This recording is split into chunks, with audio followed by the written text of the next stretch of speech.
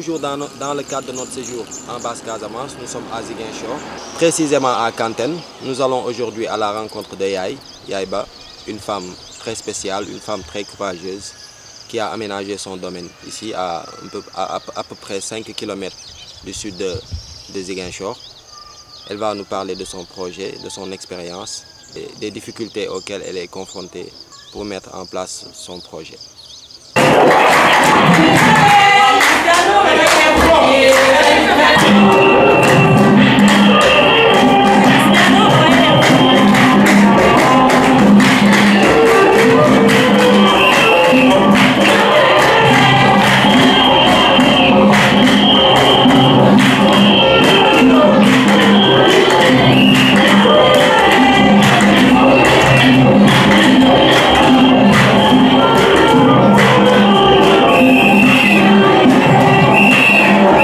man maa ngi leen di nuyu di leen sant di leen gërëm bu baax a baax ndaxte da ngeen ma bettu lool rombo ngeen dëkk bi yëpp parce que ñoo ngeen ba Ziguinchor man nag maa ngi dëkk à 3 kilomètres à peine de la grande route la 54 man li ngeen ñëwee ba fekk ma fi daal bégte bu bëree maa ngi leen di gërëm di leen sant ndaxte ñu mel ni yéen la ñu soxla waaw ndaxte ci rukk la ñu dëkk fu ñu toll nii moom man daal am di leen gërëm di leen sant. Est-ce que mën nga wax téléspectateur u Obs TV kan mooy Yaïba? man maay tudd Yaïba Djiba doomu Thionke Sil mais Ziguinchor laa juddoo màggee def sama enfance tuuti Kagit mais Thionke Sil laa yaroo waaw. waa juwaat la mais bu tëm laa màggee bu tëm laa gën a xam je peux dire daal waaw. Est-ce que mën nañu xam trajectoire u yaay fan la jógee ba tey mu nekk propriétaire de domaine propriétaire u terre bi ñu nekk tey di waxtaan. waaw en fait de toute façon àdduna bi jéem naa ko wër tuuti waaw depuis Dakaru def naa tuuti Gambie def tuuti Rukubi Bissau Dóor waar rek laa xam waaw Dóor waar rek laa xam coow li wër bi xam nga du ñàkk aussi ñi di naan day wër rek kii du tekki coow li bëri lool ma ñëw dugg naa façon liggéey bu nekk nag bëgg rek tekki waaw bëgg rek tekki war naa fu ne pendant des années ma juddoo fii màggee fii si samay kanam waajur si samay frère si samay nawle ak samay andi jàmm. Je pense que yow double casquette nga yor à part entrepreneuriat bi ngay def. vous êtes en même temps artiste. Est-ce que casquette artiste boobu moo la permettre nga def découverte yooyu noonu yëpp. waaw loolu am na parce que musique bee tax man ñëwal ma fi sama bopp tubaab moo ma fi indi woon ci rukk bi nii xaw ma fi woon kenn dëkkuwaay moo ma fi indi tubaab bi boo gisee ma bëkkante ak moom si sama wàll liggéey sama activité muy art bi musique waaw ma daan fecc daan woy mais fu ma toll nii maa ngi doon jàng guitare mais guitare bi aussi dem naa ba certain moment mënuma continuer parce que sànc naa fii donc gannaaw sànc naa fii nag doole amatul ma mun di dox ñaar yi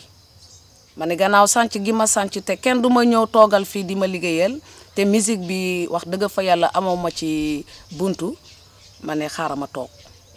boobu tubaab bi nag bàyyi na ma fi mu dem jotoon am ay problème mu dem ci dem bu mu dem nag ma ne ñaari defet du am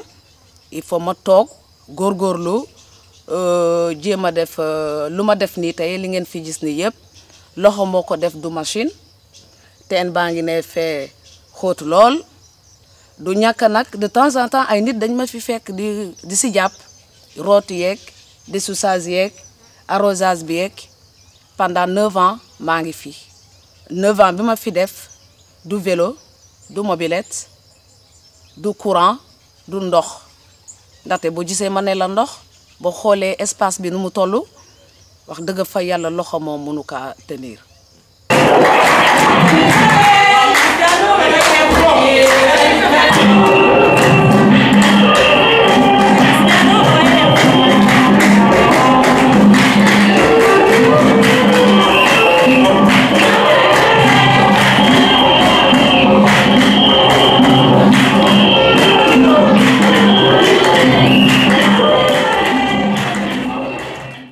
tant que femme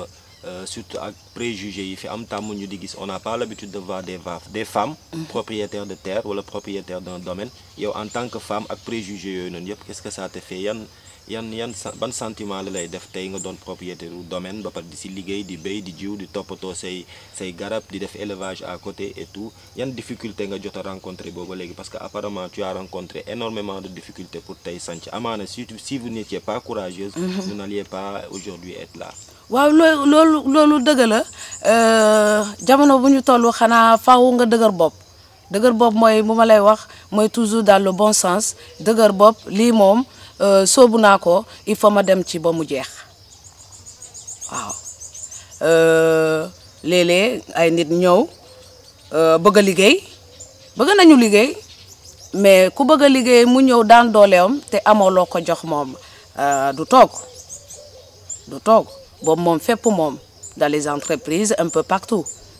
ku bëgg a liggéey te fayoo ko moom du toog day uti ji feneen ñaareel bi mooy dinaa doon am ndimbal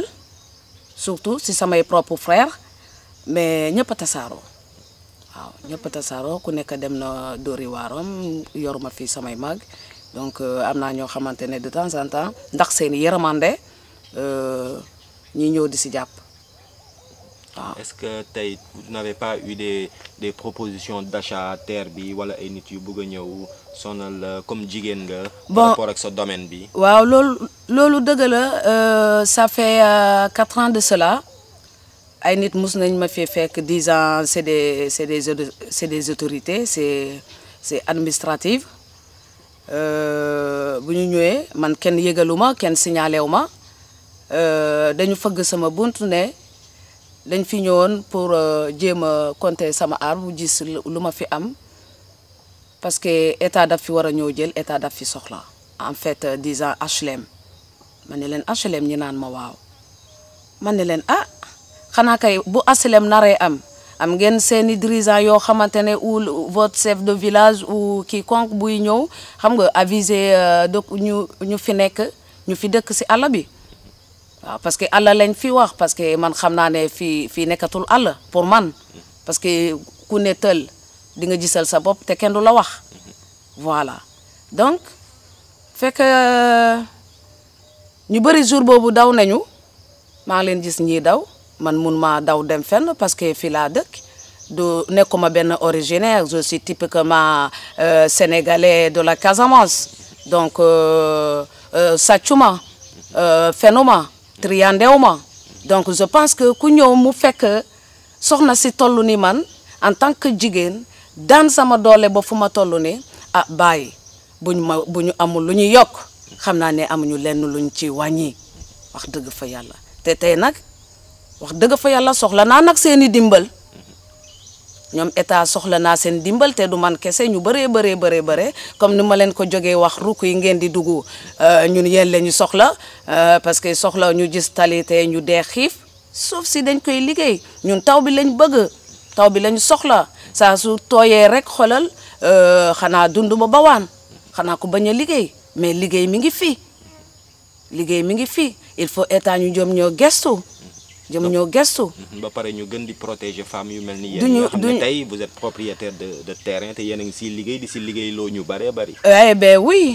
ben oui fu ma nekk ne si télé laay wax parce que bëgguma dugg si yenn détails yi mais je suis dans des difficultés nit mu ñëw fekk ma fii mu ne may bosse dans l'état te sama famille ñoo tax ma xam ko. Imagine nit kooku man j'ai toujours confiance à ma famille xaw ma ko wóolul ay mbokkam ay nitam ay waajuram xaw ma foo jëm ak ko wóolu tu vois si problème boobu laa nekk te nit kooku mi ngi si état xam naa ñu xam sama problème ak nit kooku noonu ñu ngi may dégg te dinañu ma ko seede fii àdduna àlaxira soxla naa ndimbal daal waaw. pour conserver cette terre en toutes les bien sûr parce que du fii kese bu xaalis amee leneen nga gis ko fii bu ëllëgee de wax dëgg fa yàlla ndaxte liggéey rek laa gëm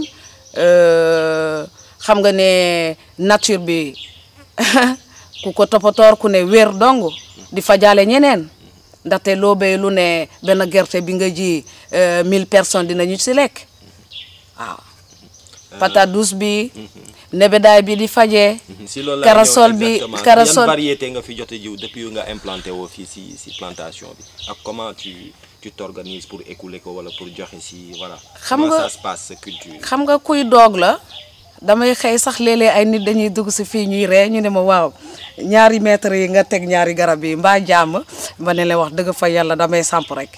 waaw damay samp rek léegi ma am ñuy ñëw ñu ma woon naan ma ni ngay juyee ni ngay sampee ni nga koy traité. yan variété moo fi nekk yi nga jot a cultiver tamit. variété variété yu fi nekk bu dee fruits yi la y a les pamplemousses les mandarines orange citron corossol palmier manguier un peu de tout. gis nañ fi naajo. waaw naajo baa ngi fii en fait j'ai des plantes intéressantes mooy le bois blanc waaw le bois blanc bu ma fi amee état sax bu ñu bëggee sax du ma leen ko jaay dama leen koy may. waaw gis nga. mais sinon naajo la béy ren naajo bissap kanja gerte patate douce un peu de tout. Et concombre tu vois waaw. Et comment tu parviens à l'écouler? C'est pas difficile? Très difficile parce que déjà béykat bi les commerçants ñooy ñëw ramasser lu mu béy yóbbu c'est eux qui gagnent plus que le cultivateur waaw déjà loolu xaw na doy waar lool ndaxte booy béy ba pare kuy jaay mu gën la ci am boobu coono bu amul fenn waaw mais souvent les gens ils viennent acheter sur place nga am ñuy ñëw fëgg buntu bi dugg si ñoo laaj ma lu ñu soxla fekkete am naa ko ma couler leen ko sur place ñu dem faj seen soxla. lan moo tax ren nga choisir opter pour cultiver fi gerte gi. gerte gi ndaxte mala yaa ngi fi ndaxte sinon ma dee jënd ngooñ waaw gannaaw maa ci àll bi kay te espace bi toujours ni ngeen ko gisee mi ngi am faw ma def rek ndaxte ku ñëw yéen mi jógee ba fële Ndakaaru moom ndaxte tali doo nga faam boo leen ñëwee yey yóbbaale mbokk yi yóbbaale sarité jamono ñooy foo jógee la Casamance maa la wax loolu. yaay pour terminer suñu waxtaan bi bëggoon nañ xam tey ban plaidoyer ban message bu fort nga bëgg a adresser femmes yi surtout ak autorités yi pour ñu gën a taxawu yéen ñi nga xam ne ay jigéen ngañ mais terewul da ngeen takk seen tubéy ba mu dëgër fas yéene liggéey comme góor ñi participer ci seen développement wu gox tey ban message nga am pour adresser ko ñooñu muy autorités yi muy mbokk yi muy femmes yi muy ñëpp ñi nga xam ne ñu ngi lay seetaan. maa ngi lay wax lenn nag xam nga jigéen moom suñu borom moo ñu bëgg jigéen lu mu bëgg rek loolu la yàlla bëgg xam nga ne góor du teew fenn te woow lu jigéen nekk gannaawam kon xam nga ne ñun jigéen ñi war nañ nekk ci kanam pourquoi pas man jànguma école te boo ma joxee réew mi ma géré ko waaw ndaxte maa ngi làkk olof sama réew bépp sénégalais mi ngi làkk olof donc soxlootuma leneen yaa ngi may dégg donc góor ñi dañu war a jàppale jigéen ndaxte jigéen bu liggéeyee nga liggéey dund bi day gën a neex harmonie day am kër ga dara du ñàkk njaboot bi danañu jàngi du ñu ñàkk cahier du ñu ñàkk livre te gis nga saa yu ouverture jotee nag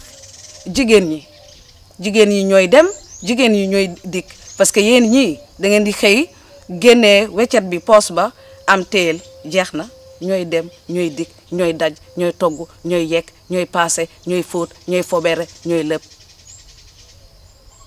masangala ma jigéen waaw. Ce mot de la fin.